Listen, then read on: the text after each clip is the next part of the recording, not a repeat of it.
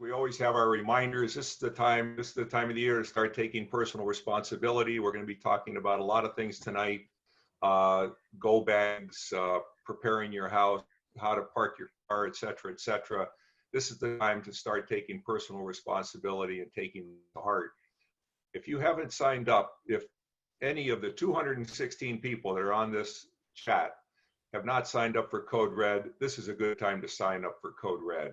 Go to mynevadacounty.com, follow the breadcrumbs, and you'll find Code Red. It's one of the easiest websites I've ever used. If you haven't started, this would be a great time to start clearing a 5-foot perimeter around your house.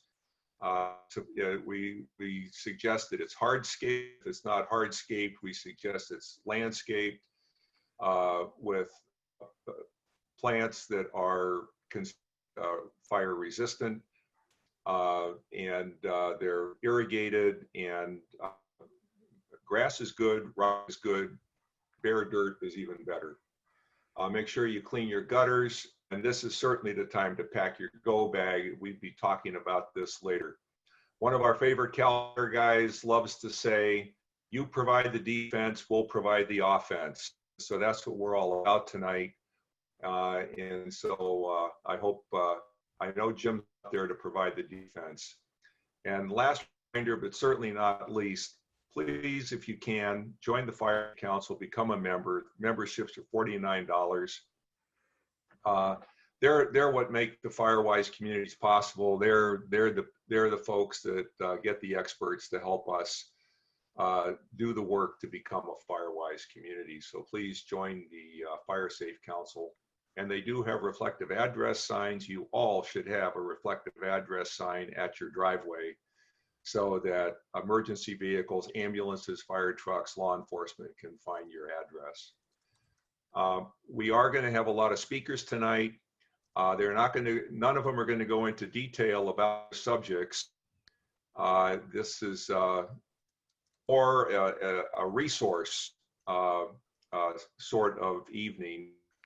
On the chat box, or in the chat box, Jeff has already posted our website, and in our website is one of the tabs is the fourth educational event. If you go there, you'll see the agenda, and all the slides and information that we're presenting tonight is already posted on that our website, and you can go there and follow along, or you can go there to review. And last but not least, we still have room for more people to join us, so that's good. But if a neighbor wants to see this presentation, it is going to be recorded. We will be posting that, and you can watch another time. And to repeat what Susan has already said, we will take questions at the end, and those that we have time to answer, we will answer on this Zoom event. But nonetheless, we will print out all those questions. We will answer those questions, then they'll be posted on our website later on this week or early next week for everyone to see. So with that, and then in case we run into internet problems, our speakers are all ready to go, but if we lose them, we do have their information, and one of us will present their information for them. So first up tonight is Sherry Brown Dion, a landscape architect, and she's going to give us a little briefing on fire-resistant landscaping and where to find the information you need to know. So Sherry, I am attempting to unmute Sherry. There we go. Okay. Hi there. Thanks for inviting me this evening. I'm going to give just a very brief overview about plant selection. And this is pretty general, but when you go to the nursery, there's a few things you need to look for these days in terms of how to identify fire-resistant plants versus more fire-prone plants when you're choosing species to put in that 30-foot zone around your home. So in general, this is just a quick bullet points. Hopefully everybody there out there in video land can see this, but fire resistant plants, and I'll just put the caveat out there, all plants will burn given enough heat. But some plants will just melt and fade away into the soil, and others will ignite other plants or structures. And so that's what we really mean by fire resistant versus fire prone. Some plants are more resistant, meaning they're less likely to turn into what we would call like a gasoline plant. They're less likely to ignite your home or ignite other vegetation around it. And other plants, like I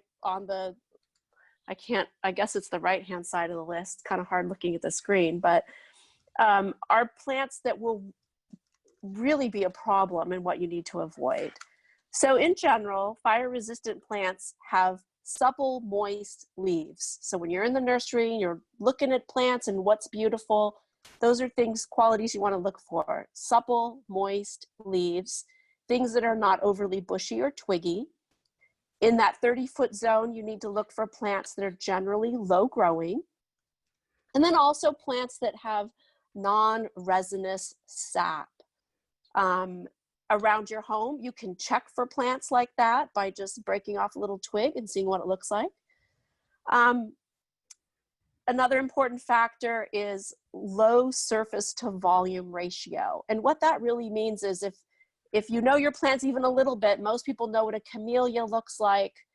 That has big, broad leaves that do take up a lot of space, but its overall surface to volume is relatively low as compared to a plant like a juniper.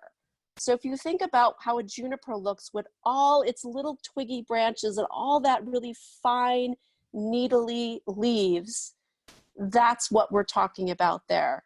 A camellia is a better choice than a juniper in that 30-foot zone around your home. Now, on the contrary, the fire-prone plants are mostly the opposite of this, right? They're needly leaves. They have stiff, woody, small, lacy leaves. They have volatile waxes, fats, terpenes, and oils. So they usually are very strong scented. A good example of that would be like juniper, also rosemary. People love to plant rosemary, and everyone probably wants one in a pot somewhere. Don't put it right up against your house and leave plenty of space around it. Because if you've paid attention to that rosemary, unless you use a lot of it, it gets very dead, twiggy, dry material underneath it. And those are the types of plants we want to be very careful about. Some plants that are fire prone are pubescent. That means they have slightly fuzzy or hairy type leaves. They also may have loose, papery bark. Those are all things to look for. So we want in general, in that 30-foot zone around your home, we want to look for plants that, as I said, won't flame with an ignition, but will more smolder or melt into the ground. So the next slide, can you turn the slide? There we go. I think that's the right one. Here's some examples, because there's photographs there of fire-prone plants. So juniper, you see that particular juniper in the kind of upper center of the page. Part of it's been pruned away, and you see all that dead material underneath. When you're curious about the plants around your home, and if you should remove them or if you can let them be, lift up the branches and look underneath the plants and see what it looks like. And that will give you a very good clue on what needs to be removed or thinned out, or perhaps cut to the ground and let it rejuvenate itself. The one beneath that, that a lot of people do love to use as a quick growing screen in Nevada County is bamboo. Bamboo is technically a large grass. And as you know, we should keep all these grasses below 6 inches. Well, most people don't want their bamboo to be 6 inches tall. But bamboo has a very high ignition rate. It has a lot of dead, dry material, and it can ignite very rapidly. So on the left-hand side of the screen, you'll see a list of these very high ignition fire-prone plants that really we need to avoid. So juniper, bamboo, arborvitaes, that's actually the one on the very right-hand side of the screen. That's a picture of an arborvitae. Italian cypress, they look very much like that too. They're apparently the fire folks like to call those Roman candles because when they ignite, it looks like just a fountain of fire. Rosemary, I mentioned. Scotch broom, we know we have lots of it all over Nevada County. The pines and scrub oaks can also get very dense and can be problematic. Next slide. Here's some images of fire-resistant plants and some specific examples of plants that are generally good or okay, I should say, closer to your home. And some of these, in general, we've talked about not having vegetation in the 0 to 5 foot perimeter of your home. And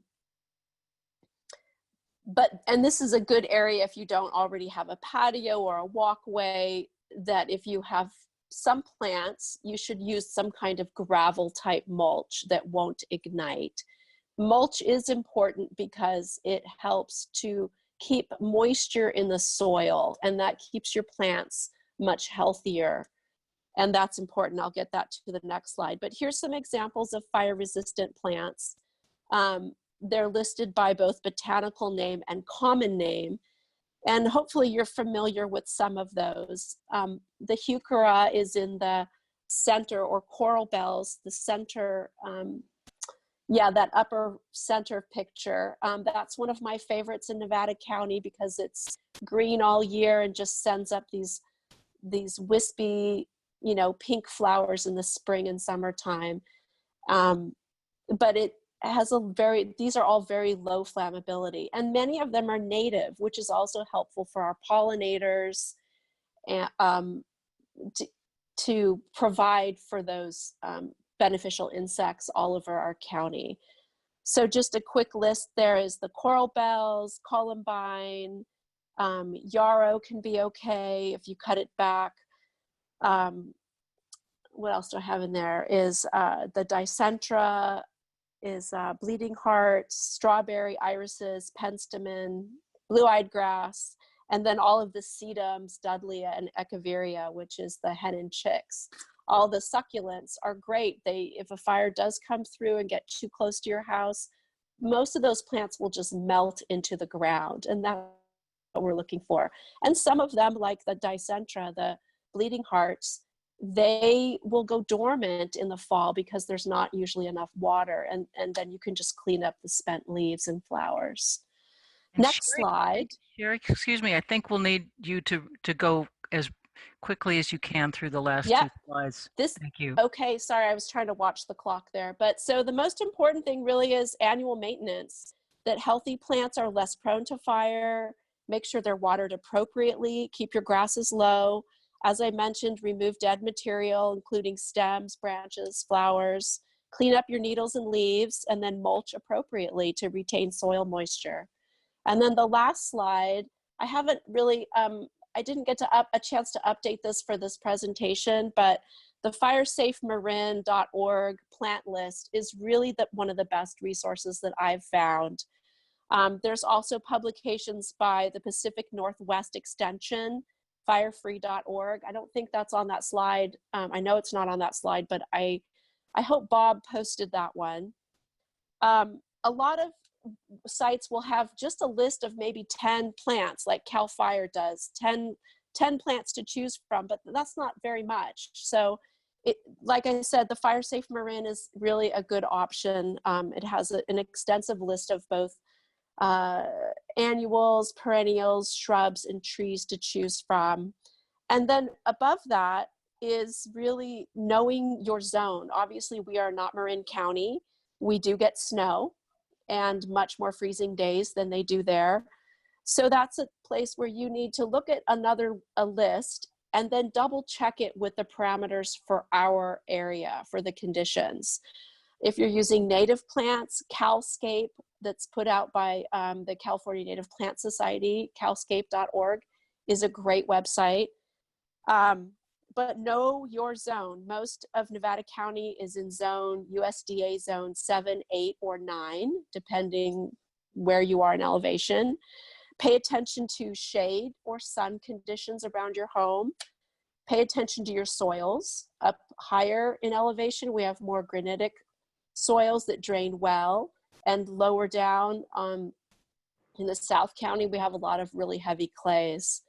And then what kind of water will you be providing the plants? So quick summary of what to look for when you're choosing plants around your home. Great job. Thank you very much. And Sherry did give me a list of websites, and that is posted on our website under under the educational event, and they are the resources to help you learn about the resistant plants, and also the resources to cross-reference to make sure that you get the right plant for the right zone. So that information is all there. Thank you very much, Sherry. I really appreciate you joining us. Okay, so next is Matt Wall from CAL FIRE, and he's going to tell us what to do in the 24 hours prior to evacuating. So I hope we never have to practice this, but Matt's going to tell us what to do. Thanks, Matt. Okay, you bet, Bob. Happy to be here. So yeah, I was approached to put this together, and just real quick, just some feedback is my initial dissertation was pretty detailed, and I gave it to our PIO officer for review, and she says, you know, you're too smart. A lot of folks are not going to want to get into the details of everything you're talking about. But so we've kind of gleaned it down to some good points for you guys. But yeah, 30 years of fighting fire, and you kind of take for granted your knowledge, and it just kind of comes naturally. And for a lot of folks living up here, that is not the case.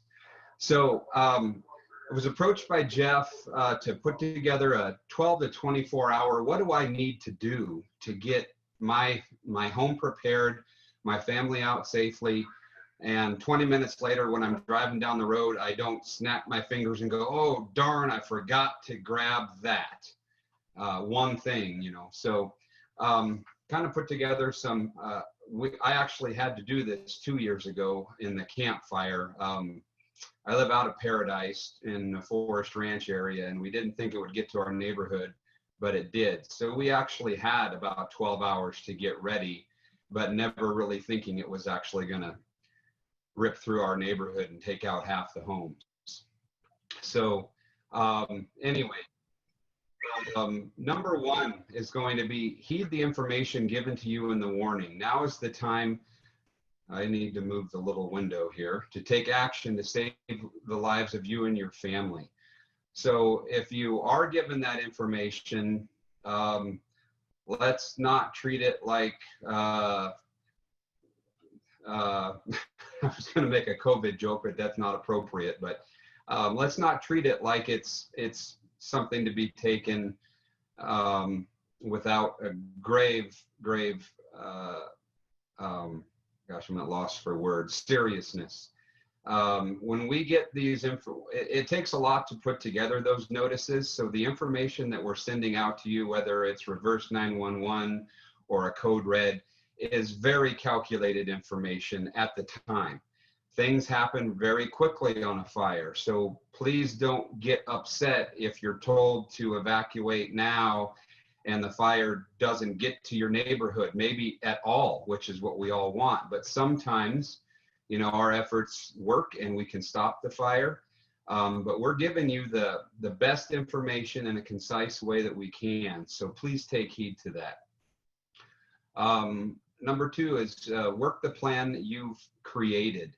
So hopefully you have put together an idea, at least, if it's even not in writing, maybe just taking some time and thought prior to a fire, or maybe just kind of thinking about it on a hot, windy summer day. What am I going to do? Where am I going to have my family reconnect if everybody's out doing different things?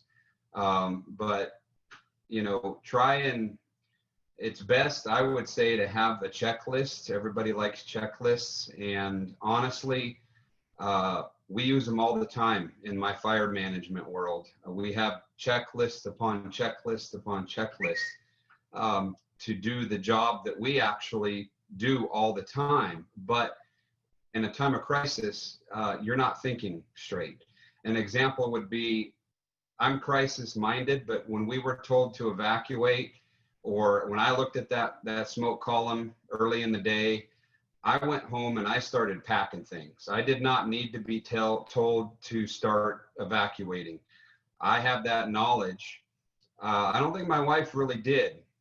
And I was making very calculated, getting a lot of stuff together, setting it by the door, getting clothes, getting things for our animals.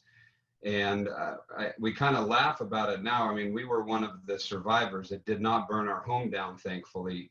But when you look at all the stuff I grabbed and loaded in the car, it was clothes and important things. I suppose I shouldn't even use that word important, because what my wife grabbed were all the sentimental things. And to me, being a rational guy, that's great that we grabbed grandma's teddy bear, but that's not, so I see both sides. But point is, you're not thinking clearly sometimes unless you have those lists put together. Number 3, personal observation. Do you see or smell smoke? Is it windy? Can you see the smoke column? What is the direction? Is it moving quickly toward you or away from you? Folks, the best thing you can do for learning what that fire is going to do is look at that smoke. And quite frankly, the smoke, that's how I can tell from miles out what I'm going to need to order.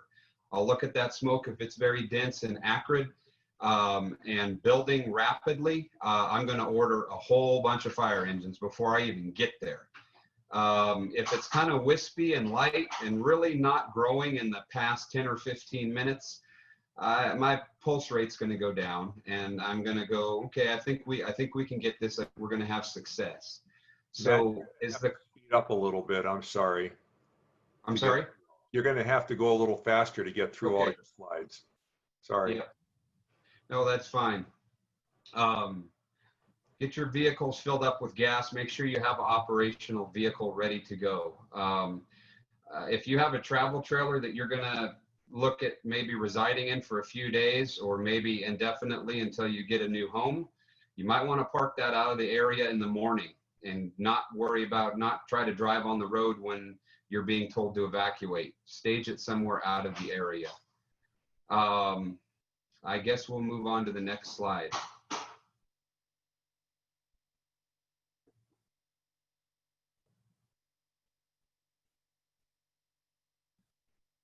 When you're leaving, some things to do to shutting down and safeguarding your home is close all the doors. I left my front door open on accident. I caught it at the last minute as the flames were burning my front yard down, and ran back and pulled it shut. I left it unlocked just because I figured I was in the area, there are firemen in the area, if they needed to get in the house to do some combat, they could. And that was just my common sense. Move flammable furniture to the center of the room, away from windows. Yeah, good call. Lighter drapes, maybe leave them not drawn closed because the radiant heat can ignite those. Heavier drapes you could probably shut to keep the radiant heat out. Run over to your propane tank, turn the gas off. We like you to leave the electric on because the lights may help us, and we can address those as a fire department if we need to shut your power off, but leave your lights on. Your HVAC, your heating ventilating system, that will pump and blow smoky air throughout your house, and if you get a fire inside your house, that'll actually help drive the burning conditions by pumping air around. So shut that off altogether.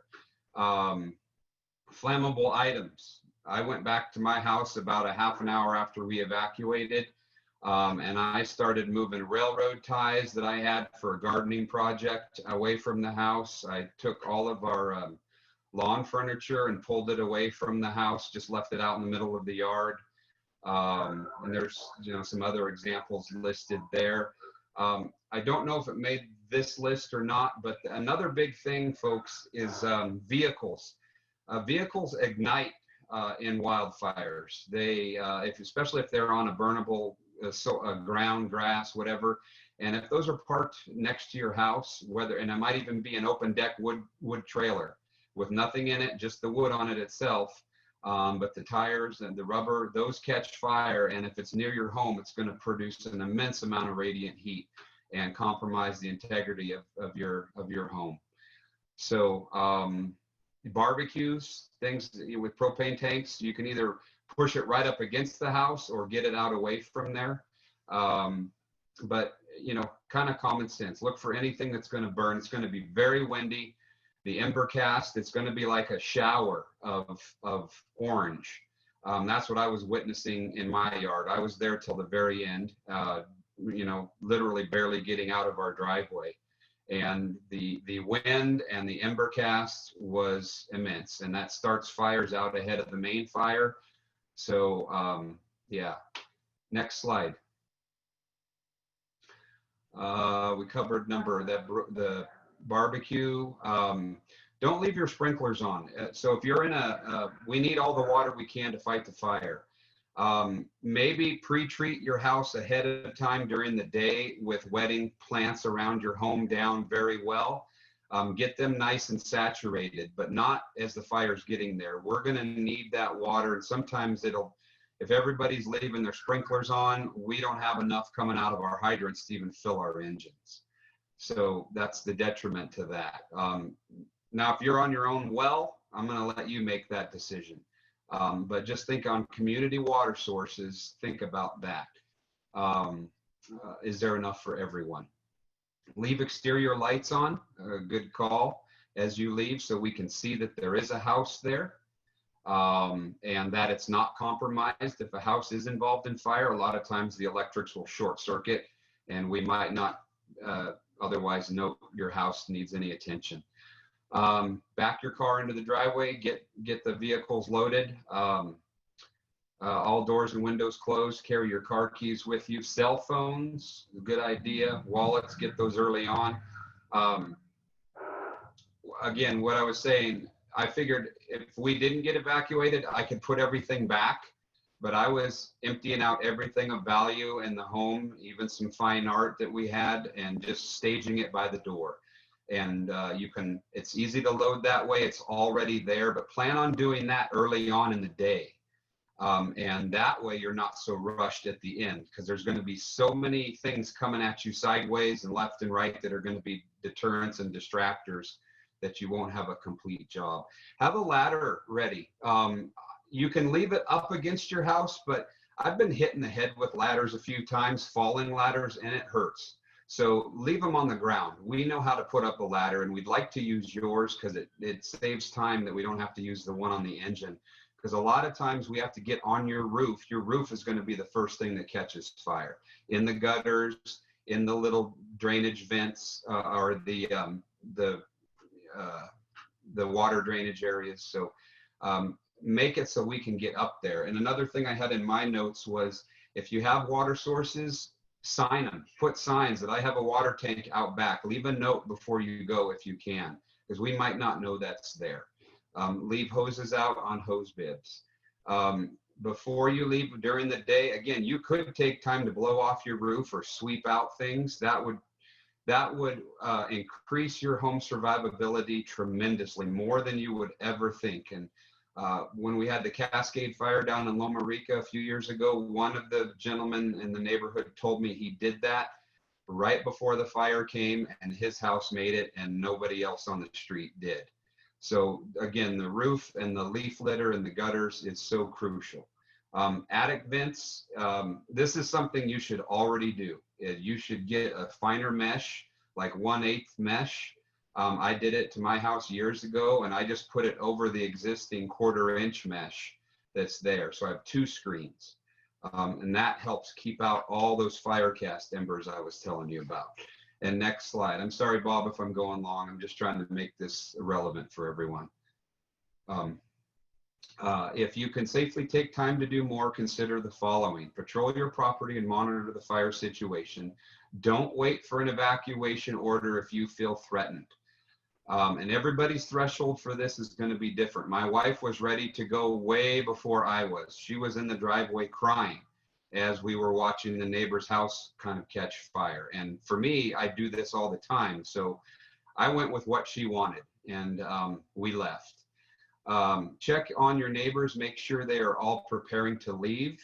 We did that in our neighborhood. We have about 30 homes, and we did make sure, hey, is so-and-so out? Yeah, they're good. And is so-and-so out? Yeah, they're good. And so I was one of the last ones to leave, but we did do that. That's a good call. Locate your pets, keep them nearby. This should be done way early. Pets were loaded way early. We had them nearby, and we got them in the car right away when we left. And think about the retaining for them. A lot of people don't think about leashes or cat carriers, and we get to somewhere and then we've got this whole other issue, and you got to leave your animals in the car, and it's kind of a pain. Prepare farm animals for transport and think about moving them to a safe location early on. Yeah, so I'm gonna probably call it there, Bob. I think I'm over. So yeah. I'll just stop. Yeah, I don't know what else you guys have here. We'll when we get questions, we'll hit those questions, and if we can't answer them live, then we'll certainly answer them in writing. Okay. So, thanks very much, Matt. I appreciate your time and the work on the list. That's great. Okay. Next is Susan Rogers, and it's always a hard decision when to leave. We can always wait a few minutes, but I think Susan's going to tell us maybe not. So let's go, Susan. You got 10 minutes. Unmute yourself.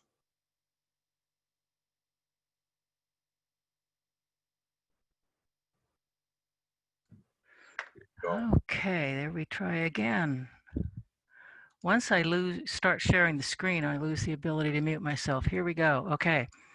So leaving early helps keep you safe. And this is excerpted, this little presentation here is excerpted from the public presentations that I did last year on behalf of the Fire Safe Council and the county OES office. And I gave these at various service clubs around town and Kiwanis and Rotary and that sort of thing. So the key to saving yourself and your family is, as Bob mentioned at the beginning of this meeting, personal responsibility, learning what you need to do and doing it ahead of time, which means right now, and not expecting the government to save you. So there are just some people who will think, well, the firemen will come or the sheriffs will come. There aren't enough of those folks to go around to every house. And this is something that everybody just really needs to understand. Practicing the go bag and your go plan. Practicing is something that most of us don't do, but firefighters train every week, they train every month, all year, and the least you can do is practice once a year and pretend you're evacuating. Pack the car and see how long it takes, because generally you'll find it takes longer than you think it's going to. Practice helps you feel in control and less afraid. It'll become more automatic. You'll have muscle memory as well as just regular memory. And remember, your brain's going to be kind of fried and freaked out if you're actually evacuating. So you want to make it as automatic as possible. And practicing is even more important when your household includes children or elderly, disabled people, animals. Anybody who will cause you longer to get out is more reason to practice ahead of time. I think it was Matt mentioned this. The easy part of really any part of this is keeping your gas tank at least half full during the fire season. Half full is the new empty. When it gets to half, you go to the fire station. You don't want to wait in line at the gas station before getting on the road, and you really don't want to run out of gas while creeping along in traffic and then have to abandon your car.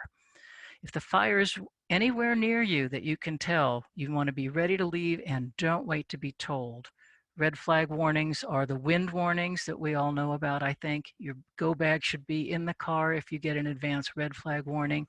for me, if the fire is anywhere within 30 miles and I'm going to be listening to the radio and checking the websites, and we've got a handout on this that I'll show you in a minute, to see if you can figure out where's the fire. Always keep your phone charged, and don't be going to Facebook and Nevada County Peeps and that kind of thing to try and figure stuff out. There are official websites that will have information. Even the OES Facebook page is okay, but not just any old other social media page.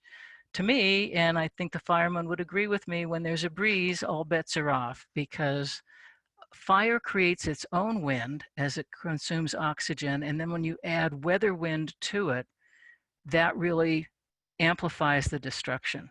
And weather-caused winds drove the mass destruction that we saw in those massive fires in Santa Rosa and in Paradise. As Matt mentioned, law enforcement really doesn't want you to take your RV or fifth wheeler in an evacuation because it takes up road space. It's not easily maneuverable. There will not be turnarounds. If they've got to turn around the traffic because of a shift in the fire, and so only if it's the only vehicle available to you. And again, as Matt said, consider storing your RV down the hill during fire season if you feel like you need to have it as backup for living in case your house burns down. The hardest part of making yourself leave is when you don't know what'll happen. And so here's what goes through your head. How bad is the fire? Is it coming this way? Are they putting it out? It's a lot of work to load the cars. We would just have to unload them again if we didn't really have to leave.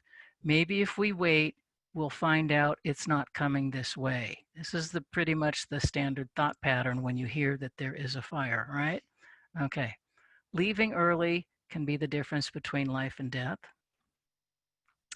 Leaving early can be the difference between life and death. This is the 101 freeway in Thousand Oaks. If you were driving from here on the 101 to LA, you've been there. Leaving early can be the difference between life and death.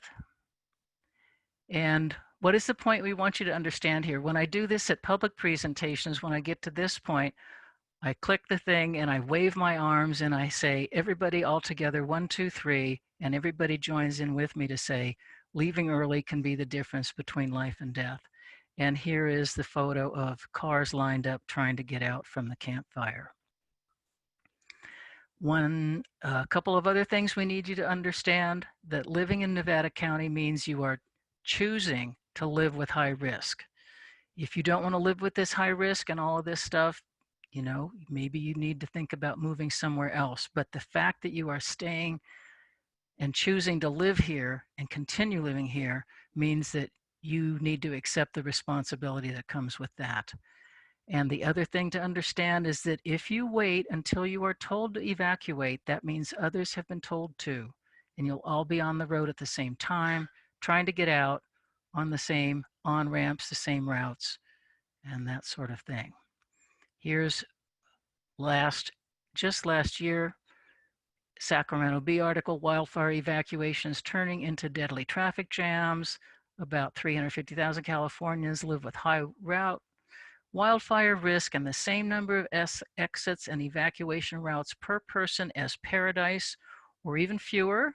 And then it said further down in the article, the western edge is full of Western Sierra, lots of areas with a low number of evacuation routes for the population there, including Nevada City in Nevada County, far worse than average. I don't know why they included just Nevada City and not Grass Valley too, but this, I think everybody would agree, this speaks for the whole area. Far worse than average ratio than Paradise. So I found out once I started presenting this that people started asking, okay, I'm buying into this idea that I'm gonna leave early before I get any kind of warning. But then they wanna know, how do they find out if something's happening that will help them decide to leave early? And that's on the handout I'm gonna show you in a minute. But basically you need to be alert on all hot days, keep a radio on, KVMR, or during the daytime, KNCO, look outside, listen for those airplanes, smell the air. The county calls this situational awareness, which is the fancy word for pay attention to what's going on outside.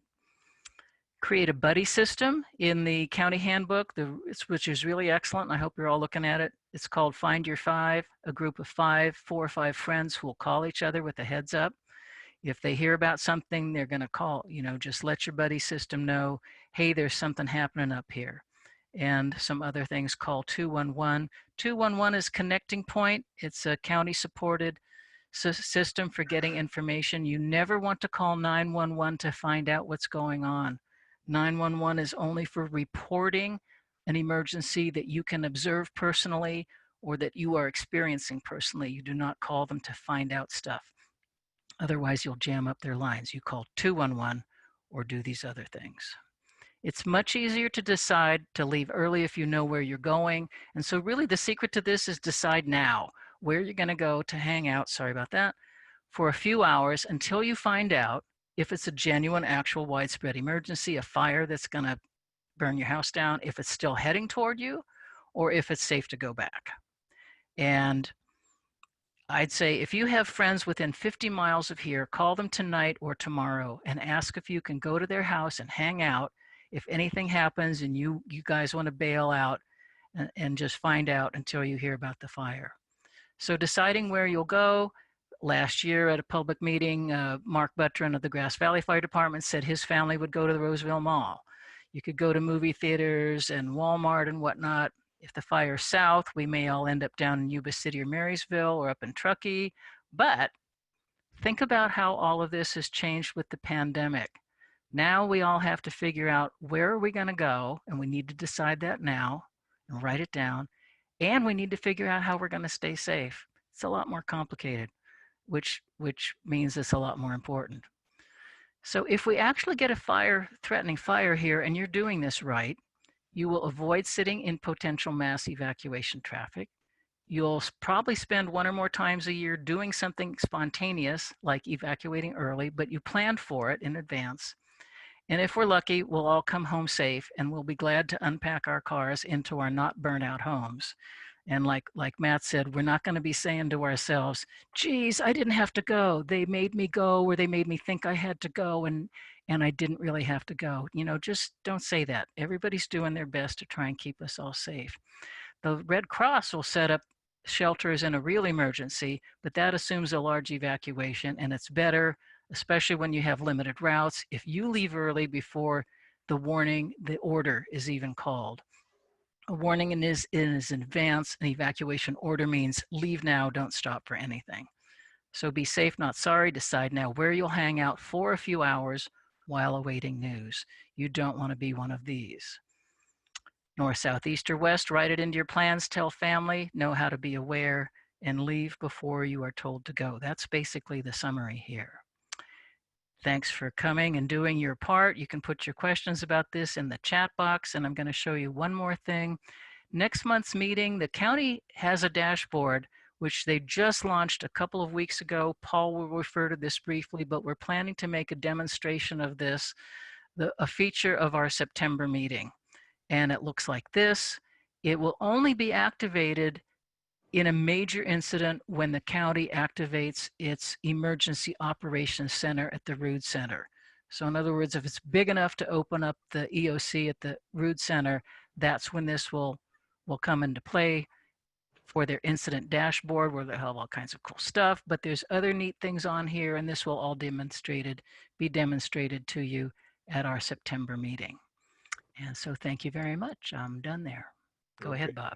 Thank you very much, Susan. I appreciate it. And it's the hardest thing to do is to decide when to leave, but the best thing is to leave early.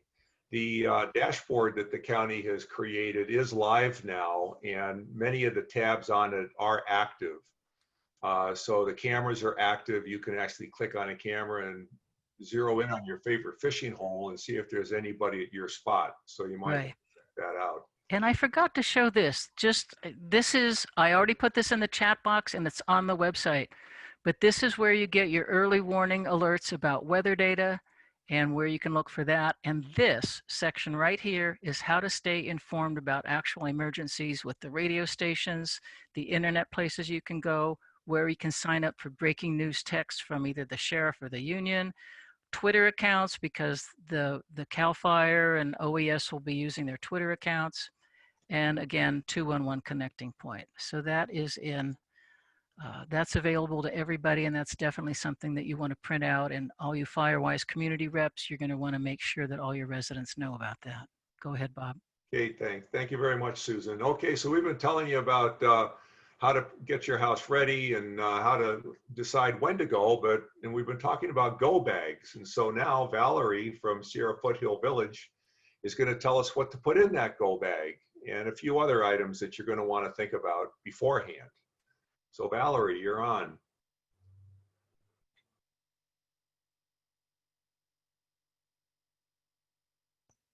Thank you. So I've just, let me just get this launched here a little bit. Whoops. So thank you very much. Again, I'm Valerie Bush, Sierra Foothills Village. I actually live in Alta Sierra on Alta Sierra Airport. So I'm part of the greater Alta Sierra Firewise community and have some property and very passionate about what we're talking about here. Sierra Foothills Village is a nonprofit here in our community. We work with older adults who want to age in their home. So it's really important for us to make sure that these members and such are prepared to deal with a emergency. So a lot of our focus is proactively working with members to make sure that they're prepared to evacuate and have all the necessities accordingly. We are also one of 6 organizations in Nevada County that are part of LISTOS. Last year, after the Paradise Fire and after the fire in Santa Rosa the year before, Governor Newsom put together a program to make sure that everybody was educated and informed. And so there are 6 agencies within Nevada County, Gold Country, you know, I'm down below here, then the Food Bank, Gold Country Senior Services, Center for the Arts, the Neighborhood Center for the Arts, Freed, Connecting Point, and we're all trained to teach this. And we actually hold our classes every Thursday at 1 o'clock on webinars. So if you're interested, go to sierrafoothillsvillage.org and you can sign up for our regular classes on emergency preparedness. So we're actually very much passionate about the Ready, Set, Go guide that was created by the Office of Emergency Services. It's a wonderful document. We use it as our base. And in our classes, we work on focusing how to sign up for the alert systems, identifying your trusted allies, what are the medical needs, what are your important documents, carry bags and the go bags and the stay boxes, and identifying your test and evacuation routes. So again, we've talked a lot about our local alert systems. One of the things that we actually have been doing with our members and others who are interested is that we're helping set up those alerts on their phones. So here's an example of my cell phone, my mobile phone, with all of these emergency alerts available so that I can keep abreast of what's happening. So these are the important ones. Again, Susan provided a list of so many more, but these are the ones that I have on our phone, and we've actually used them when we're facing some of those uncertainties. Finding your trusted allies. Again, we've been talking about that and the importance of that. It's important that you pick 5 people that you can give your information to and have available that, you know, as a buddy system, so you can check and say, okay, this is my plan. I see here the tankers flying over, they're circling, and just letting them know that you've got something underway. Use the Ready, Set, Go guide to create this list and record it. Give all of those people your plans so that you're got this kind of a mutual community event going on, taking care of each other. It's recommended that you have somebody on the list who are obviously within your vicinity, Nevada County, but also maybe have some people who are outside of the area. So we have some people that are like in Roseville or Lake Wildwood. So number 2 is getting all the health needs. And again, if you're getting ready to evacuate, these are things you really need to have clear in your head. Do you have any special health needs? What medication are you taking daily? Any special equipment? Walkers, canes, CPAPs, oxygen. You know, making sure that these are all available to go with you if necessary. Let your trusted allies know that these are things that are special for you, and make sure that they understand that you need to have them if you evacuate. This is also good information for first responders or other shelter staff. Again, use the Ready, Set, Go guide to record all this information. It's a wonderful tool. We also recommend creating a digital copy of this. You could put it up on Google, up on the cloud using Google, put it on a thumb drive, put a copy of it in a safety deposit box, put a copy of it in a fireproof safe in your home. There's also some free apps, and again, this is on my phone as well, that you can record a lot of this information for your medical purposes. This is good to know. These are all, again, this presentation will be available if you want to investigate it, but these are all applications that you can load all of your medical information, your pharmaceutical products, any kind of tools you need. So this is a good thing just to have, again, on your mobile device. So what we're going to talk a little bit about here is the emergency kits. Okay, there's different kinds of kits for different places. What I'm going to represent here is what we're using. Okay, when I went through the training last year, it was really interesting. I've been getting the circulars in our newspaper every year, and I promptly put them in the same, go through and say, "Ooh, this is good, we need to do it."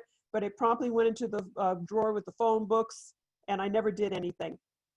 So until we started to have some friends that lost their homes, and then we started to really think about this.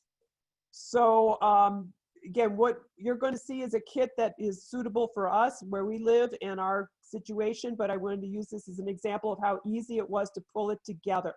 It always seemed rather daunting, so I never did it. Probably the most important piece of this, the kit, is what I'm going to call the important documents. Okay, so the Ready, Set, Go guide that is provided by the Office of Emergency Services is a great place to record all this information. But have your emergency contacts, trusted family, doctors, law enforcement, the vital documents. It was quite interesting. We actually in our home have our materials, our documents in 3 different file cabinets in 3 different rooms. So it was interesting to start to have to pull this together. There's a document that's attached in this presentation that is a list of some of the important documents you'll want to consider. This is probably one of the most important pieces in my mind. Let me tell you why. I have 2 friends that lost their homes in Santa Rosa. They were at work. Their go bags were inside the front door at their house. They could not remember who their house was insured by. They knew what their cars were insured by, but they couldn't figure out what their house was insured by. All of their important information was in the go bag inside the house. So they lost everything. So we really encourage you to get these documents together. This is something we work with our members on of our Sierra Foothills Village, and we'll actually scan them, put them on thumb drives, help them get them into safe deposit boxes, and or get them into the hands of some trusted peoples that they care for. So this is just an example of some of the documents that you probably want to gather you may have not thought about. We keep adding to it. We're going, oh my gosh, the pink slips for our cars, things like that that would be really difficult to try and capture if they're lost. So here's an example of what I'm going to call the Carry With You Emergency Kit. My friend who lost her home in Santa Rosa, if she had just had this with her, she would have been a wee bit better off. So she had, so these are important documents. And what I'm going to show you here is just a quick video. Here's an example of some of the items that are in it. And I'm just going to demonstrate a little bit here. This is an example of our Carry With Us bag. We have these bags in our cars. You'll notice the Ready, Set, Go guide that's completed, a map of Greater Alta Sierra, how we exit, disaster ready guide provided by Listos, names and addresses. I did a dump of our contact list from our mail program, list of our important documents, my medications list, and then all of that is either in a plastic sleeve and or the thumb drive. Again, we provide the plastic sleeve in the orange bags. Have some money available, a whistle in case you need to get somebody's attention, your phones, chargers, extra batteries, flashlights, emergency first aid kits, some basic meds that you'd want to have with you if you're out.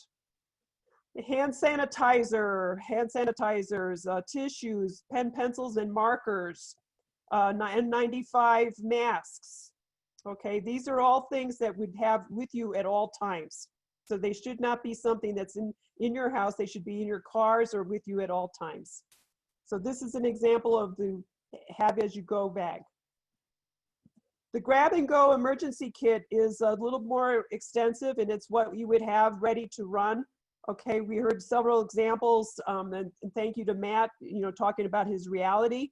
So again, these are some of the items that you probably want to have in your emergency kit. And so again, this is an example of our emergency kit. I was able to finally put this together in about an hour and a half. And because I never had done it, okay, I had a backpack. I've got numerous backpacks from, swag from various conferences. And then, so again, what was interesting is that as we put it together, you'll see some of the items that are in that, the bag that you're going to have with you at all times, the same important documents, but then you're going to want to have some additional information, probably a little bit more of some food items, and some staples that will keep you, again, if you've got any special dietary needs, you want to make sure that you've got some special foods for that. Again, the Ready, Set, Go guide is where a lot of this is documented and recorded.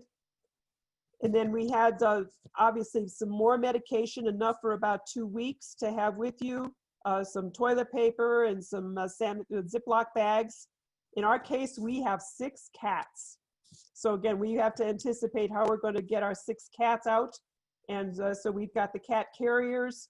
We also have clothing. Make sure you've got a long sleeve shirt, long slacks, gloves, a wide brim hat, sturdy shoes. And then again, we're going to have some toiletries. All of this fits in our backpack. So then we've got just some basic toiletries, a second pair of glasses, some utensils for eating. Have food for your cats, food and water for your animals. Okay, if you've got cats, dogs, and pets. So have water, a much more extensive first aid kit that includes additional N95 masks and other first aid items. We actually have a second laptop that we include in our go bag, which has the ability to look at our important documents. And then the only thing we actually bought was a crank radio. Everything else here was items that we already had in our home. So it wasn't like we had to go out and invest in making a go bag. So again, we've got hand sanitizers, tissues, pen, pencils, most of the stuff that was in the other bag. Blankets, thermal blankets, some cash, and the important monies, your N95 masks again, and then your mobile phones, extra batteries. Okay, again, we bought an extra battery. This guy actually will power 2 devices for up to 10 hours. So again, this is our go bag. And I think it took me about an hour and a half to put together, and I didn't have to go buy anything except the crank radio. The stay-at-home box was interesting because we actually ended up building it by default when we went into COVID. So when all of a sudden the grocery stores were unable to supply us with some basic items, we found that we were able to start to build what we needed to have. And again, last year when we had the power outage and our stores were out of food and or weren't even open because of power. So there were certain things that we needed to have. We now have them in our house. We've got we've got enough water. We have about 10 gallons of water. Most of them are our freezers so that we can have them in case of a power outage. Again, you'll see a lot of the similar documents as in the go bag. So actually our go bag is part of our stay box. So I didn't go buying duplicates of everything. Okay, this is all the same stuff that was in the go bag. It's just that it's also going to serve a purpose of a stay box. You need to wrap it up, Valerie. Yep. So this is an example of the stay box. You can see a lot of the similar items, just a few additional. That would be the a fan, lanterns, again, if you're going to be without power in your homes. So lots more flashlights and such like that. So this would be the stay box. The other items that we've been talking about here are all, we're going to be covered in different areas, but again, this is all part of the Ready, Set, Go guide. If you just follow it, it's a guidebook on how to get yourself ready. The Firewise Council community has these wonderful maps. You locate your community and that tells you how to evacuate. And again, you fill out what you're going to do. Make sure that you've got plans for multiple ways out of your community. So that's pretty much the presentation from this perspective. We have this class every Thursday at 1 o'clock, SierraFoothillsVillage.org, and you're welcome to come again if you want to see a much more extensive version of this. Valerie, I know you're not going to mind my clarifying that the map won't tell you how to evacuate. It'll just tell you what the routes are for when you need to evacuate, and you need to know where the fire is, which way it's going, follow whatever law enforcement where they tell you to go.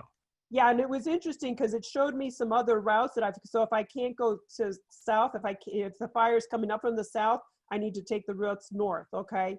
And again, they really recommend that you practice driving them at night. Okay, get the whole experience. So do your 2 ways of getting out of your community at night so you understand what they look like. So 2 things. One of the features of the county dashboard is evacuation routes. So you can look on the county dashboard, it'll show you the various routes out of your community today. And then in the case of an emergency, if the EOC is activated, it will actually show you which routes are safe. That and Waze, the app tells you where the traffic is. And then a point of safety concerning Valerie's presentation. Do not put your cats in the backpack. I mean, the problem, last year we had a fire where we saw the retardant being dropped from our deck. What did I grab? I grabbed all the carriers and I didn't grab anything else. Yeah. It's okay in carriers, but not in the backpack. Okay, Bob, I've got Paul Cummings unmuted so he can give his. You're up, Paul. I think well, there you go. Yeah. Okay. Yep. Good evening, everybody. Thanks for having me. I've got my Sammy's friend's adopted cat here who's going to be presenting with me today. So I apologize if she's in the way.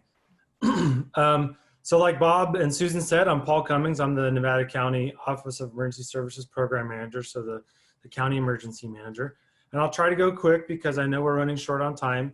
I do want to reiterate the Ready Nevada County dashboard. That is a new tool.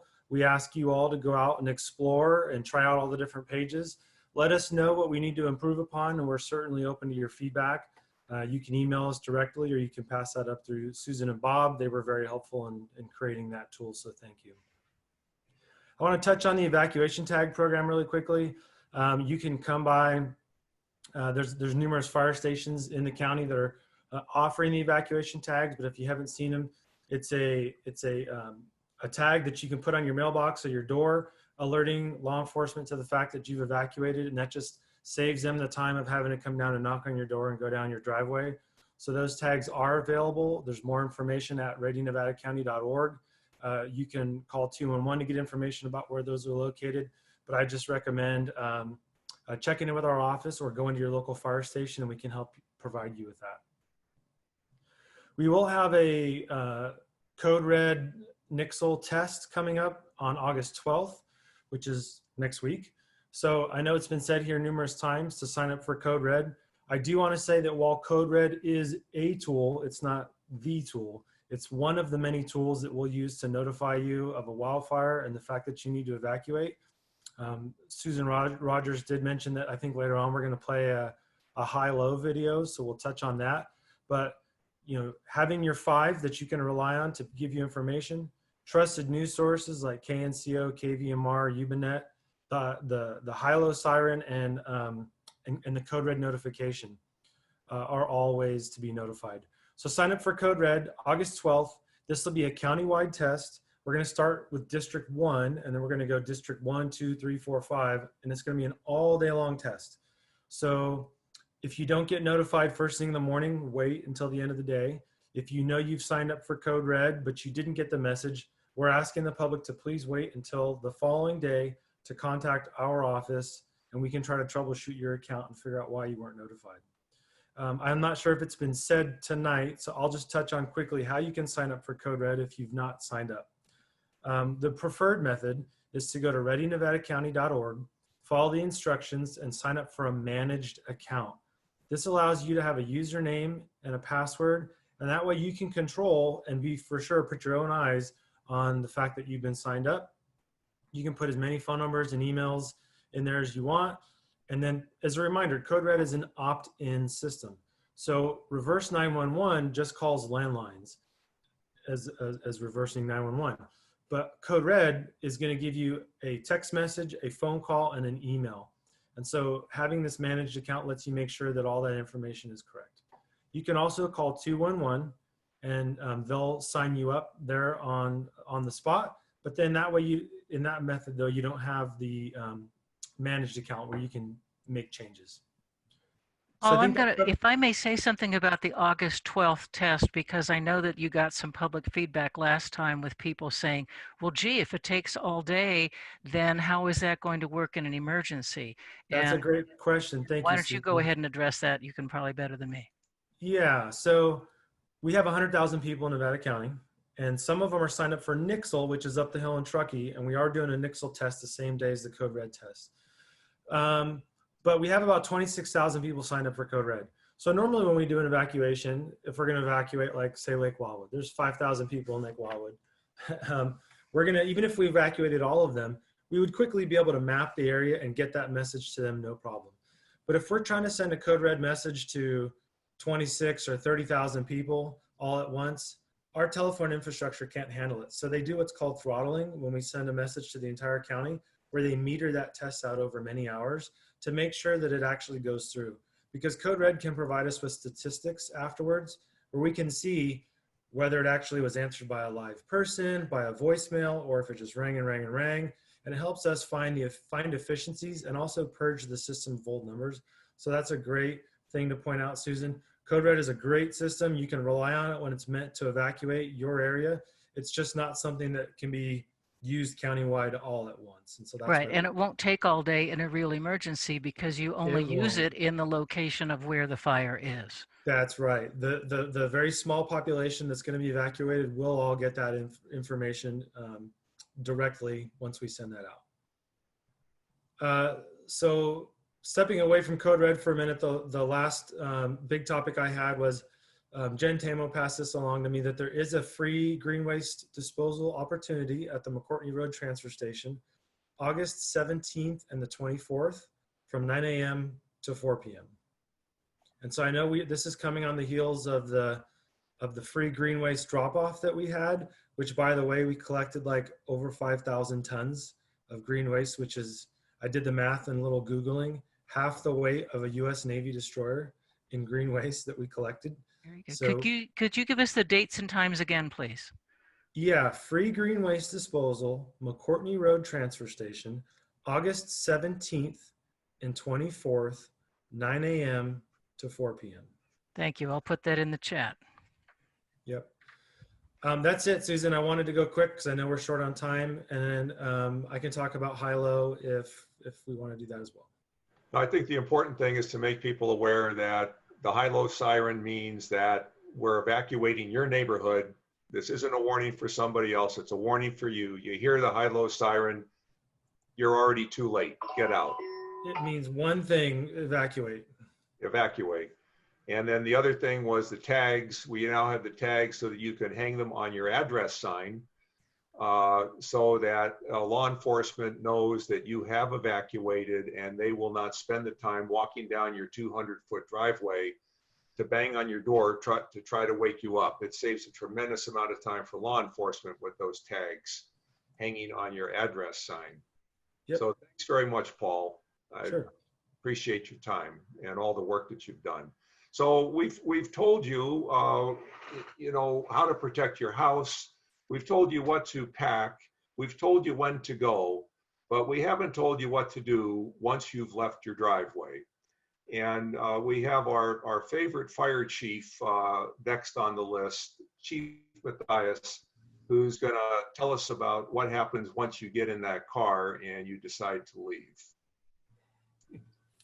So, well, thank you very much. Appreciate that. Jim Matthias with CAL FIRE. I'm the North Division Chief and in charge of Washington Ridge Camp.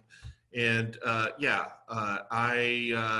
you'll notice that I do not have a picture up. I don't have a camera on my computer, and that's the state of California trying to protect all of you. So you can thank your government for that. Just pretend you're looking at Matt Wallen. So Matt, if you put your face up there and just move your lips, he's much better looking than me, and that's probably best for everything. And before I start, as tradition continues, Bob, I just wanted to ask you a question, my friend. What do Alexander the Great and Winnie the Pooh have in common? It's a good history question. We're getting ready for school. What do they have in common? That's right, the same middle name. There you go. Okay, I'm trying to be quick. Okay, so we're going to talk about safety during an evacuation. Really, what I put up here is just a really cool picture of a fire that has burned over an area, so you can kind of see what it looks like after that fire has burned over an area and it's continuing down and away from you.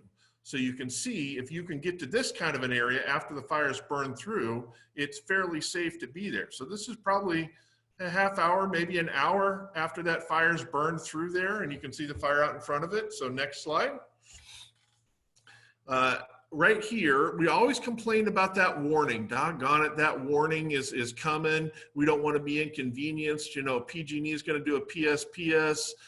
The warning is always better than the consequences. So what we want you to do, and I want to echo what everybody else has said here, is give your family the best chance to survive a wildfire by evacuating early. Listen to what all these other folks in front of me have said and get prepared, get out early, pay attention, situational awareness. And right underneath there, the readyforwildfire.org is CAL FIRE's website. We also have some checklists there. It's also very good information. And so if you just want an alternate source, that's it. That's the website that you can go to. Next slide. Continuing right along, that's kind of what it looks like when the fire's right on top of you and you fail to get out in time. You don't need to wait for somebody to tell you to get out. If you're in that kind of a situation, you don't want to be in the same panic that these folks are in to get into their car and get out of the area. It's pretty late into the problem if this is how late you're waiting to get into your car. So you can see those folks are kind of in a rush to get out of there. What it's not showing is probably the other 5,000 cars that are on the road at the same time. So please, you don't have to wait for an evacuation order. We prefer that you get out of the area real early. And the other thing that really isn't shown here, other than you can kind of see the panic that these folks might be in, pretend there's another 100 to 150 people who really want to get the Twitter or TikTok shot or whatever that are driving towards that fire, blocking up the roads or standing by on the side of the road and blocking traffic that's trying to get out. So don't be one of those people. Don't contribute to the problem. Moving right along, we'll get right into the heart of the matter. Okay, if you're trapped in your car, so you've got the order to get out, you've done your best to get out of your home and you're driving down the road. This is one of those shots that was taken during the daylight. It's a heavy wind event fire. It's really dark. There's cars on the roadway, cars going both directions, embers blowing across the road. Make sure that you're doing all these things. If your car, when you pick it, pick the car that is the one that you want to drive in the movie Road Warrior. Susan talked about it a little earlier. Please don't take your RV and your trailer. You're going to want to drive your Road Warrior car that you're most familiar with, that's got fuel, that's ready to go, because you're going to go through a Road Warrior situation. If it was easy, everybody would get out during an evacuation and there'd be no problems. We're trying to have you be as safe as you can in the event where it's really hazardous and the wind has gone up and the fire's kind of entrapped you and you want to get out. So if you're in your car, remember that your car will protect you. Yes, your car's flammable. Yes, if it catches on fire, it's not a safe place to be. But trust me, you're way better in a running vehicle than you are standing outside with those embers hitting you. And so try to stay in your running car and keep it moving as long as possible. If you're in your car, try to get to an area that's clear of vegetation. Less vegetation is better. Never park blocking the roadway. So if you are moving along and you can see a wide spot in the road and you don't think you can make it past some fire that's jumping across the road or a tree or a line that's down, pull off the side of the roadway, because chances are somebody behind you is panicked and they're driving through that smoke and embers and you don't want them to run into you which will disable your car and their car, and now everybody's stuck. So get to a wide spot if you can, pull off the side of the road. Don't ever park blocking the roadway. If your car stalls in the roadway, try to roll it forwards or backwards and get off of the roadway so that you aren't blocking the roadway.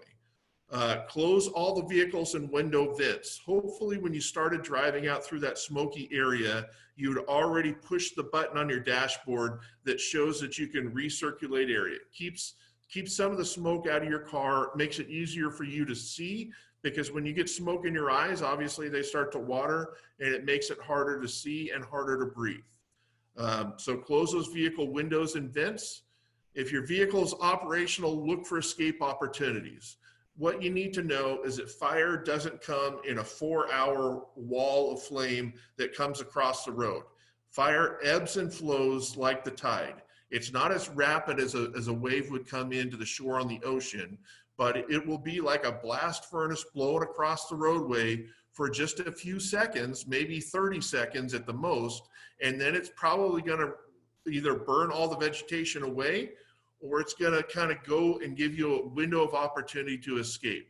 So look for those windows of opportunity to escape. If you run into a wall of flame, it's not going to be a wall of flame for long. It's either going to burn over, burn up, or move along to someplace else. So be patient, stay in your car, don't abandon it if it's still running and you're able to move. You may have to drive over a couple of power lines. You may have to push some tree branches out of the way with your bumper. You just want to avoid flattening your tires and making your car disabled. But if it's just a little bush or something across the road, push it out of the way with your car. Your car, like I said, you want to be in a road warrior car, so that's the situation. Think about that. If your car is disabled, cover yourself with a wool blanket, jacket, cotton, something that's non-flammable. Stay as low as you can. Just like you learned in grade school. Stop, drop, and roll. Stay low on the ground. The heat has a tendency to go up. Lie on the vehicle floor. Keep your lights on, your emergency flashers on. That'll tell other people that your car is there. It'll tell the rescuers, the firefighters, the law enforcement folks, Caltrans, CHP, anybody that you're there and that you need help. So keep your lights on and your emergency flashers on so your car is easier to see.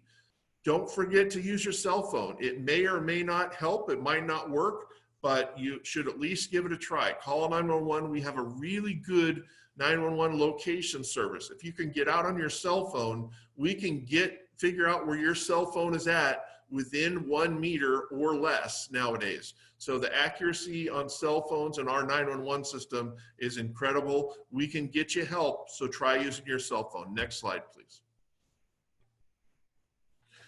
Okay, now that your car's failed and you're trapped while you're on foot, this is so easy to say. We can sit here in this meeting while we're all comfortable in our homes with our air conditioner going, and we can say, stay calm.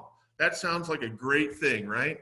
It's not always easy to stay calm if you're surrounded by fire and you're on foot because your car is disabled, and your car is disabled because you're surrounded by fire. So look for an area that's free of vegetation or it has the least vegetation available. So stay away from vegetation that burns hot. And what do I mean by that?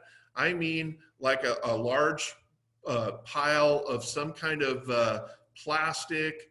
Obviously a gas station would be a bad place to hang out.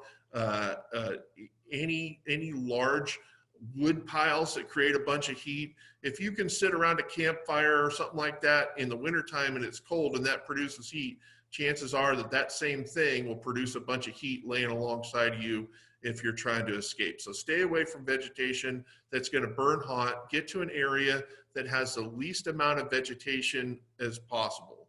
Look for things that can shield you from heat, including like buildings, large rocks, fences, and depressions.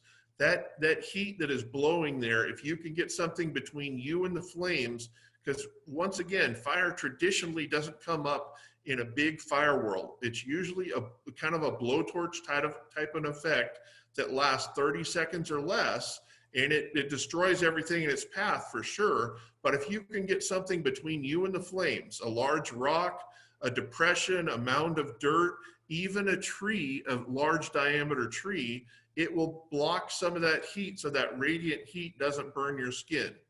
And what we tell people is the next bullet point. Remember, if winter water runs down it, summer fire runs up it. So if you're sitting in a depression and you're on the side hill or the top of a hill and the fire is below you, any way that water would run down that hill, fire is gases that are on fire, and they take the shape of a fluid, which means they take the shape of their surroundings, and that fluid will run uphill when superheated. So if you lay in a depression that's a kind of a drainage ditch, that's going to kind of make it hard for you to survive there. Sometimes these little movements, 10 feet, can be the difference between life and death. You may get burned, but you may live a little bit, you may have a better chance of living if you can just make those 10 to 20 foot movements away from where that blast furnace effect is happening. We lost one of our Helitack firefighters in a fire in Calaveras County a few years ago. Just a spectacular physical presence. She was a Division A athlete, AA athlete, and she was just in phenomenal physical condition. She was about 10 feet away from another firefighter, and she got caught in one of those depressions, and the fire came up, and superheated gases, she breathed them in. The firefighter that was 10 feet away from her lived without any injury whatsoever, and she died. So that's what 10 feet can do for you. If you can get away from that heat, just a few feet, you can possibly even walk away from it. And then if you can't get away from it, lay face down, cover up your body with anything that's not flammable, tin, anything like that, and protect your airway. I want to say that again, protect your airway.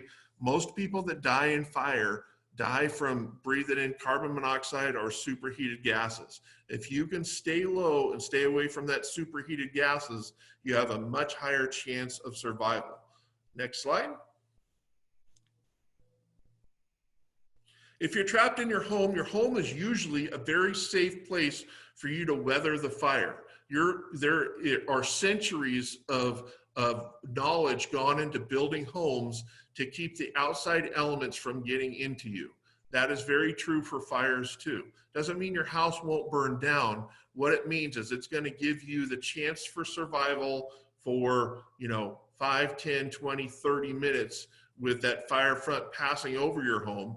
And then your home, of course, on the outside is going to be on fire, but the sheetrock in the interior of your home and the insulation will keep that heat out long enough for the fire front to pass over you and for you to possibly get outside before your house is completely enveloped in the fire.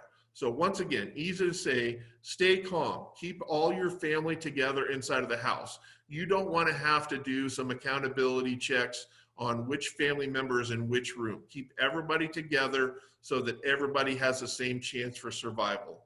Call 911, again, landline, cell phone. We will get you help as quickly as we can get there. And even I can't physically drive a fire engine to you, I might be able to get a bulldozer to you. I might be able to get air tankers to you. I might be able to get a helicopter to you. So please try calling 911 for help. That's kind of a no-duh thing to say, but sometimes people get so caught up in hiding that they forget to call for help and let us know that they're there. We're going to take great risks to get to you if I know that you're in that house. Whereas a house that's enveloped in fire and I don't think anybody's in it, I'm not going to risk my people.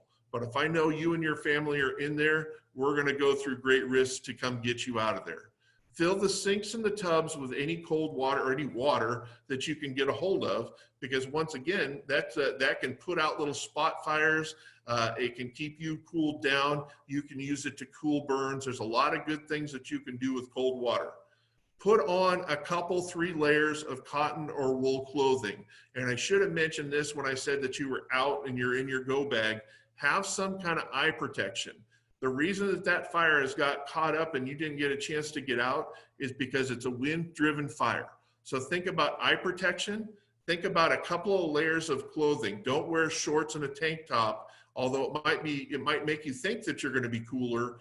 Think about the people that live in the desert. They keep a couple, 3 layers of some kind of cotton or wool on the outside of their body to protect them from the sun. Don't put on, Lycra or something that's super, that doesn't have an airspace that's tight or flammable, because all it's going to do is catch on fire and make your burns worse.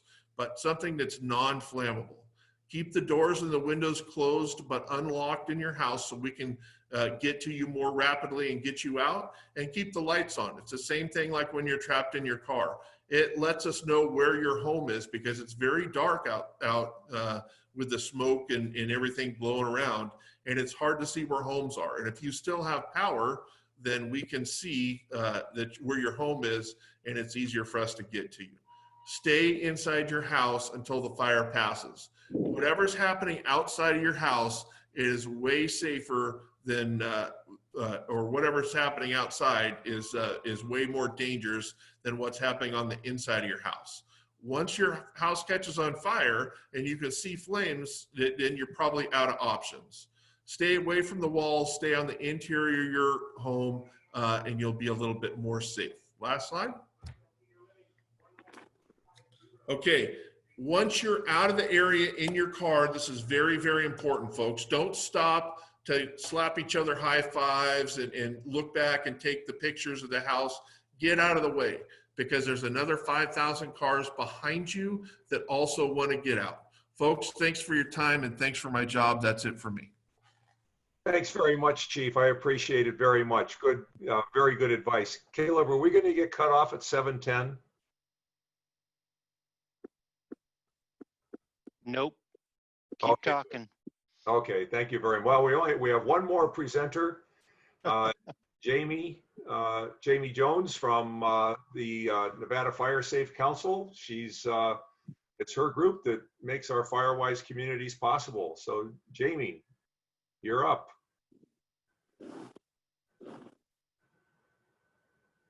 Hello, everyone. Good evening. I will try to make this brief. I know that we're running over time. Is everyone able to see my screen okay? Yes. Okay. So this is our wildfire preparedness presentation.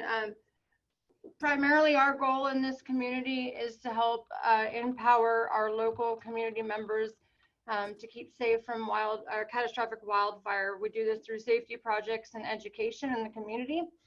And so these are our basic priorities through the Fire Safe Council. So we have fire safety, education outreach, and then we'll get on to our organizational stability, which many of you have already commented on with how we run with volunteers and on a donation basis. So fire safety, we kind of run the gamut. We run fuel reduction and modification projects. We have roadside and residential chipping program that's offered to the public free of charge. We most recently, everyone's familiar with the green waste removal program. Paul Cummings referred to the staggering statistics. We had over 9,000 participants with our green waste removal program this year, and we're really proud of the effort that the community put in while they were enduring their COVID-19 challenges. So in addition to that, you can purchase the reflective signage that was mentioned earlier for your homes. We make them here in the office. You can get those on our website. And all of these programs, just as a preface, are available on our website at www.rufiresafe.com. And so we also service access and functional needs clearing. We currently have funding for access and functional needs clearing. So for those who are qualified, that are elderly, low income, elderly, or disabled, we do have funding available right now to help with those defensible space clearing needs. And then in addition to that, we help liaise with our partner agencies and the County of Nevada to do the every few year adoption of the Community Wildfire Preparedness Plan. When this document basically identifies a lot of these projects and needs mentioned above. As far as education goes, Firewise or Fire Safe Council of Nevada County is the Firewise USA coordinator for Nevada County. What this means is we help you achieve your Firewise USA or Firewise community status through assessments, mapping, and then this continued education that you're doing in this format tonight. I saw somebody mention in some of the comments, they were asking about the Firewise community status. Currently, we have 43 Firewise communities approved. We have 10 that are pending. They've completed their assessment phase and they're awaiting approval. I think we have 6 more that are in the assessment phase. And then in addition to that, we still have over 20 communities that have either expressed interest, finished their mapping, and are also basically operating like Firewise communities, and we call them in-training communities. We complete a defensible space advisor training twice a year. We do it for new advisors, and now we also hold an advanced training for our existing advisors. And then we schedule and assign volunteers to do the defensible space advisory visits within the community.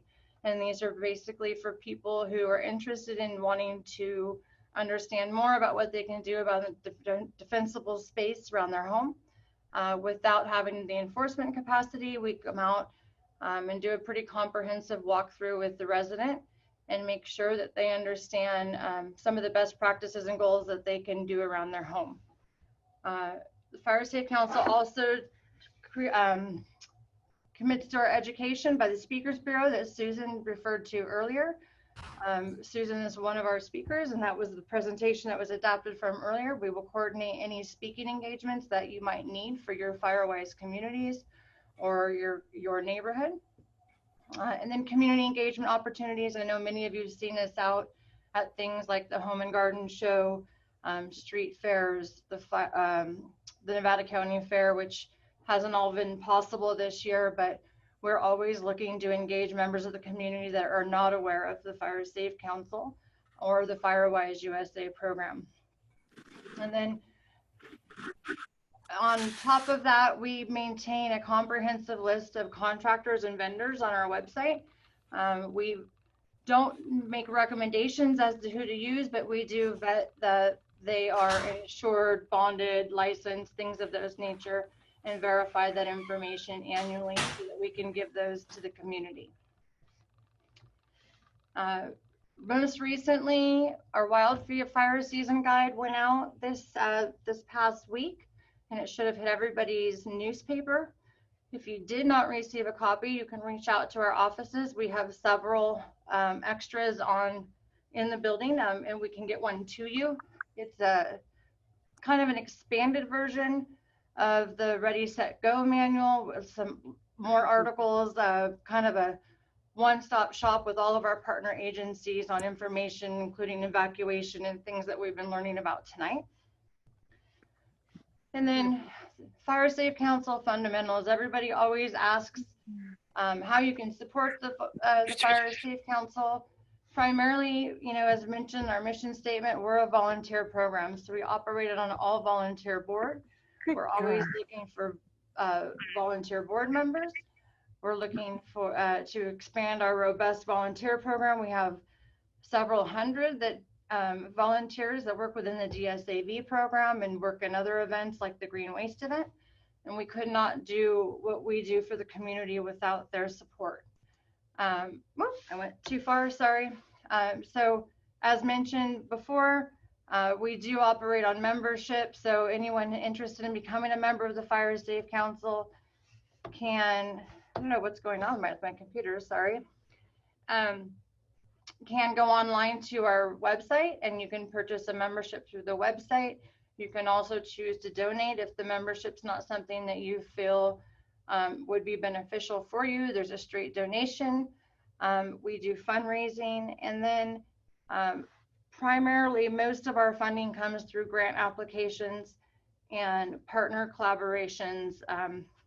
As many of you have seen, or probably the most recent would be our partnership with County of Nevada OES for the Green Waste event and the Northern State Air Quality Management District for that Green Waste event. And then additionally, the Ponderosa West Grass Valley Defense Zone, which is a county of Nevada, Office of Emergency Services, Fire Safe Council, and CAL FIRE joint project. So if there's any questions that anyone has regarding more information, much of this can be found on our website. If it's not on the website, please feel free to reach out to us in our offices, call our office, email us from the website with your questions, and we are happy to help. And I'll send that back over to you. Thanks, Jamie. Thank you very much. We have a lot to be proud of here in Nevada County, and one of those things is our Fire Safety Council. Many of the firsts in fire safety in California were initiated here in Nevada County. And just as a side note, we have more Firewise communities in Nevada County than some states have in the entire state. Matter of fact, most states have in the entire states in the country. So we have a lot to be proud of. Susan, do we have time for, are there any burning questions that you've noted? If Matt or Paul is still, or Jim Mathias are still here, are any of you guys still here? Yeah, Matt is. And Okay. Yeah, I'm still here, Susan. Still here. We got a question of somebody who has a pool. They said, where should they put the sign letting firefighters know that? This must be a pool behind a high fence that you wouldn't necessarily see. Yeah, I was reading that earlier. I put it close to the front door of the house or near an address sign if you have address numbers on your house. Something on what we refer to as the A side. That's the side that it faces the street or the access point, the long driveway or whatnot. And that would be the same for the same location for leaving a note on water sources for the fire crews? Yeah, yeah. Front doors are great places for notes. Okay. Even if you don't have a big giant marker, you can scribble something out on a notepad. Just make sure it's taped down really well, because I'm not kidding. When it gets windy, it's ripping. So. Okay. And don't spend a ton of time creating that sign too. If we tell you to evacuate, we'll find the swimming pool. Just get out. We'll figure it out. Okay, and so for Paul, if you could unmute yourself, we've got a couple questions for Paul Cummings from the OES office. One woman noted that the fairgrounds is currently closed due to COVID-19. So what would be the situation for staging farm animals, and where might they go? Yeah, so the current plan is still to use the fairgrounds. So we have permission from the state and we've also connected with them to use the fairgrounds. So that would be one of the sheltering locations. The main fairgrounds up in Grass Valley. The Penn Valley Fairgrounds could also be used for sheltering animals. So we still have those existing plans in place. Great. Are there designated staging areas in the community, such as the fields at NU or the hospital or the Rood Center? So that's a new concept. I'm not sure if the person asking the question is referring to what they're calling now temporary evacuation points. And so in the past, we used to, when a large wildfire was driving evacuations, we would start to publish shelter locations. And we don't publish shelter locations like right now, because we're not sure what shelters will be open. And that's going to be depending on just their availability and then also where the fire is. So what the Red Cross has shifted to is right now they're not wanting to do congregate sheltering where they put everybody all together because of COVID. So really their first option they're trying to do is find places where they can put people up in hotels and maybe even take over a large motel or a hotel and then provide the services at the hotel or motel that they would normally provide. But if there is going to be a congregate shelter, we'll set that up with COVID precautions. But before you get to either of those options, they're sending people to what they call temporary evacuation points. And our office right now, since this is a new concept, is working with the Red Cross to identify those locations. So during an event, just be all ears, listen to law enforcement and fire and first responder directions, tune into the radio, and you should be getting information on where those temporary evacuation points are. Great. Greg is asking, Gary, if we go down the hill hours in advance of an actual evacuation, should we put out the evacuation tag on the address sign? I don't have anybody from law enforcement on, but I would say if you're leaving your home for a fire that's in your area, I don't see anything wrong with putting that on your mailbox. Yeah, it seems consistent with them wanting to know if somebody's out of the house or not. There's a question, what is and I don't know if you can answer this or not, but is there a way to predict what is the earliest alert that one might get and which ones might come after that? Is that an answerable question?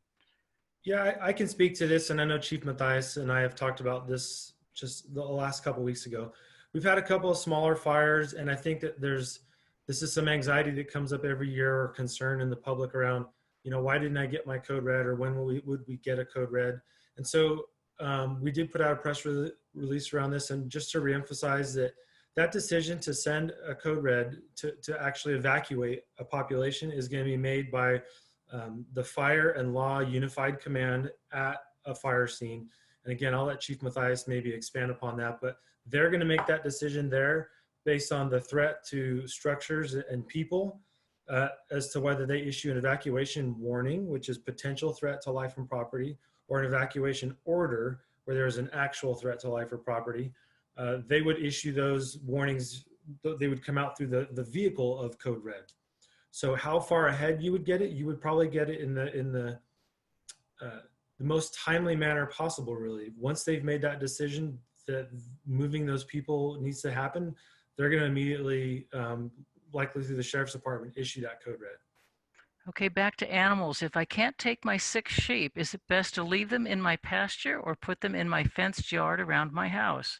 I'm not sure there's a way to answer that. I'll defer to CAL FIRE. They may have more experience with that. Yeah, it's tough to say. I don't think that there's a real answer for where's the safest place to put a living being in an onslaught of a fire. The best thing to do is to try to get them out ahead of time.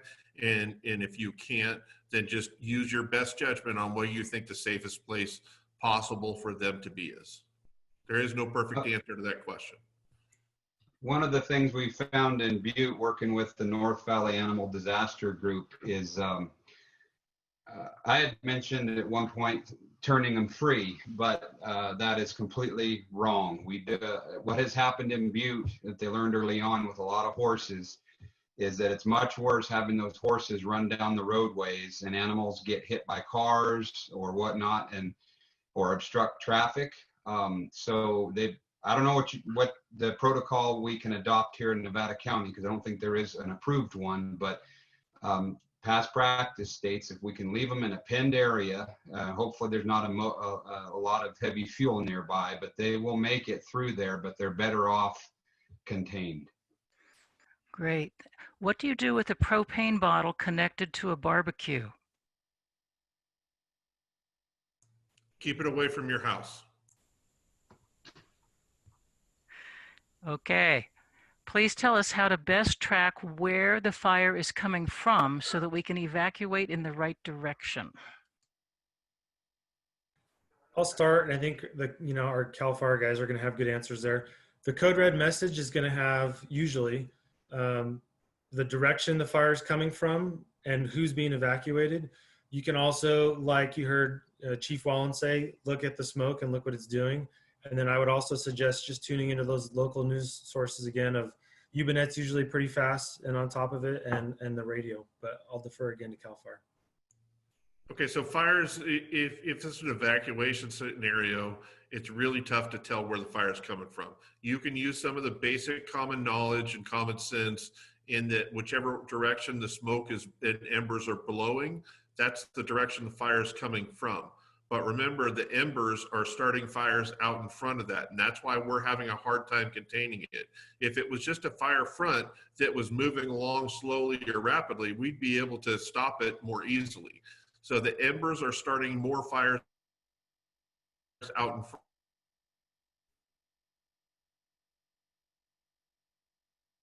Okay, Jim's breaking up a little bit, but I think we got the gist of his message, which is the embers are blowing ahead of the fire. And again, the county dashboard is going to give you information about where the fire is and what directions the winds are blowing. So that will provide you additional information on which direction to escape. Right. There's one, let's just take one last question and then we should probably wrap up. It's 7:17.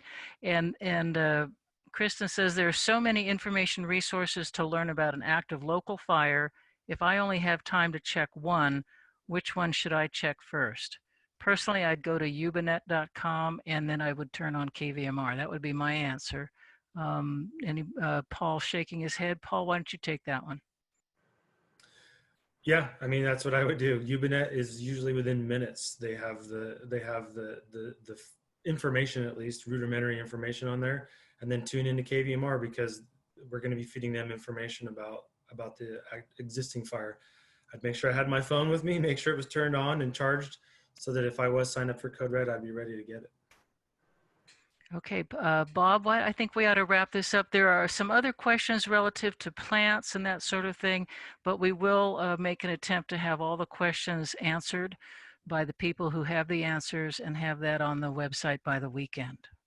And then again, everything that we've discussed tonight is on our website under education event. All the PDFs are there ready to print out.